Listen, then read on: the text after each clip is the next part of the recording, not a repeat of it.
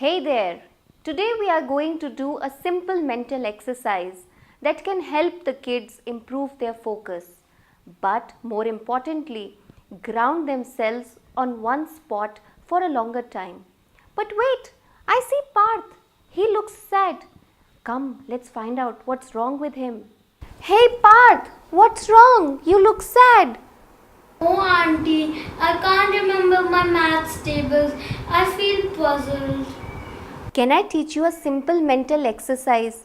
It may just help you recall your tables faster. That would be wonderful. What do I have to do? Come, let's do the reverse counting. Sit in cross-leg comfortable position. Keep the back straight. Place your hands on knees. Touch the tip of index finger with thumb. Close the eyes. Take 3 deep breaths. Start counting backwards from 30 to 1. If you forget, then start all over again.